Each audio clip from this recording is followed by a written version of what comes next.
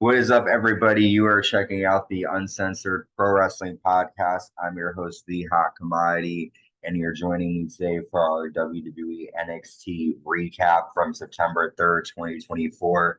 This NXT is coming off the heels of WWE NXT No Mercy. And we start off the night with Trick Williams coming out to the ring, and Trick starts out by calling out Pete Dunne, who Pete attacks him at No Mercy while Trick was refereeing the main event.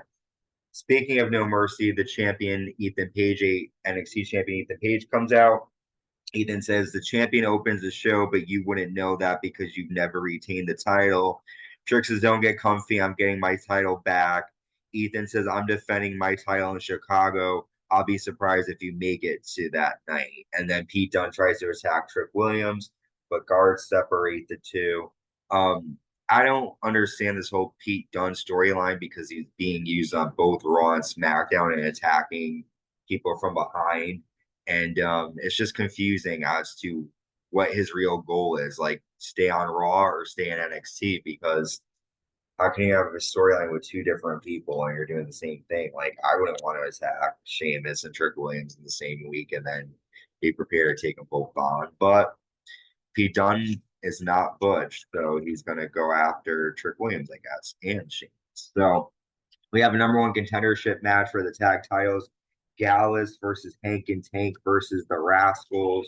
The Rascalz from TNA get the victory after landing a double flying splash to Hank. Um, After the match, the Rascalz talk to the NXT Tag Team Champions Axiom and Nathan Frazer. They will be fighting them next week. Zachary says it's all love, but they will take the titles from the new champions. I like that they're giving the Rascalz a shot at the titles. They probably won't win. Probably Wesley will show up and cause interference, but it is good that we're continuing to see this partnership with TNA and NXT, and the Rascalz are really good, and I think they're going to have a good high flying match against the tag champions Axiom and Nathan Frazer. Um, Pete Dunne attacks Trick William backstage. Again, they're separated by guards. We have Ora Mensa with Metaphor taking on Lexis King, and Ora has control for most of this match. Lexis tells Ora that his dad should have burned. Ora attacks Lexis King, but then Lexis rolls up Ora and puts his feet on the ropes to defeat Ora Mensa. I don't get Lexis King as a wrestler.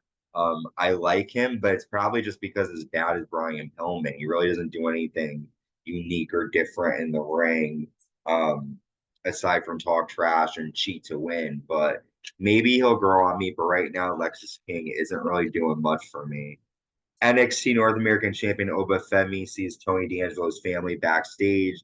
Adriana Rizzo tells Oba Femi that Tony is coming for him.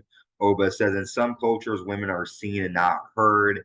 And then Tony shows up and tells Oba that Stax will fight him and defend the family's honor here tonight. We have Rosemary with Wendy Choo taking on Tatum Paxley. Tatum gets the win after landing a reverse Death Valley driver for the win. After Wendy Choo and Rosemary attack Tatum Paxley until Lyra Valkyria makes the save. Again, we just saw Lyra on Raw saving um, Zelina Vega. So I'm wondering again why they're making these wrestlers save everybody if they're on different brands. But at least with this storyline, Lyra and Tatum do have a backstory. Trick and Pete again fight backstage and again are separated.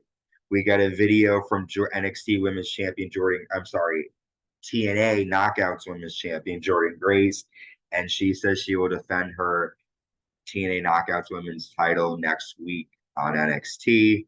We then get our match between Pete Dunne and Trick Williams, and it's an all-out brawl between the two. Trick lands a rock bottom for a 2 count.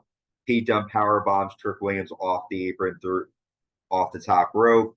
Trick then lands a reverse suplex. Pete Dunne bends Trick Williams' fingers, and then Pete lands a Russian leg sweep to Trick Williams off the railing through the announce table, and these men go through a double count out. After Trick and Pete Dunne brawl, a bunch of cards have to run out and separate the two, and it's not over. That final moment with the Russian leg sweep through the table is really cool.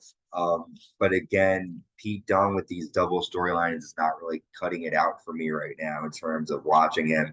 I'm a big Trick Williams fan, but And I know Pete Dunne's growing stale on me. After the match, they continue to fight, and guards then again hold them off. We get a promo from Rich Holland explaining his actions turning on Chase U at No Mercy. Rich says they failed. We were champions. Chase U won the big one, but couldn't keep it up. I restored Chase U. Duke Hudson is an asshole, and Riley is no different. NXT, you're going to get the man I tried hard not to be. So we're going to get a different side of Rich Holland. But again, he doesn't really, he's just a pretty face. Doesn't really do it for me in the ring. He's a big guy, but maybe he hasn't gotten his full potential yet. But in my eyes, he's not really doing anything great. We see Javon Evans defeat Joe Coffey after Javon lands a corkscrew splash. Nothing to talk about there. Javon is a rising star, but he's more in like a cruiserweight division. Don't really see him as a main eventer. Ava says next week Trick Williams and Pete Dunne will fight in a last man standing match.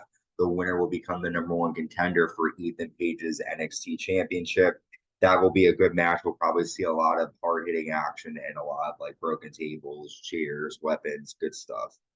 NXT North American Champion Oba Femi in action against Stacks next. Oba wins after landing a power bomb. And Oba just shows Tony D'Angelo that no one in his family, including the underboss, can step up to the ruler of NXT. I do wonder who will challenge Oba Femi next, and I just hope that his storyline with Tony D'Angelo ends. We see Ashante the Adonis flirting with girls backstage until Eddie Thorpe interrupts him. That's a funny and Eddie Thorpe, whatever. They will probably fight next week. Jazymn Nyx with Fatal Influence takes on Jaida Parker. Jaida gets the win after a hip cheek for the victory. After Fatal Influence attack Jaida Parker, Jaida fights back, but Fatal Influence get control and stand over Jaida Parker. It looks like these Fatal Influence are going after the NXT Women's North American title and also going after Jaida Parker. Speaking of women, NXT Women's Champion Roxanne Perez comes out. Roxanne says, Io Sky, Asuka, I'm smashing all of their records. Even the main roster can't stop talking about Roxanne Perez. At No Mercy, Jaida Parker proves she's the future, but what I have can't be taught. I'm the fantasy match. When reality meets fantasy, it will never change. No one will take this title from me. When all the smoke clears, it's going to be me holding my title. And then Chelsea Green comes out, and I was excited to see her. Chelsea says there's been some speculation about who's going to interrupt Polly Pocket this week. Here I am to interrupt you and tell you no one's going to tell me that I'm not the #1 contender for your title. Well, Giulia shows up. Chelsea, Clark, Candice LeRae there. Chelsea Green gets in Giulia's face, but Giulia knees her, and then Giulia says to Roxanne Perez, me, you, CW. And then Roxanne and Giulia face off, clearly indicating we're going to get a match between the two when NXT premieres on the CW in a couple of weeks. I'm excited to see what Giulia is going to do in the ring. I haven't really seen a lot of her work since she is from New Japan for wrestling. However, I'm excited to see her, Roxanne, mix it up.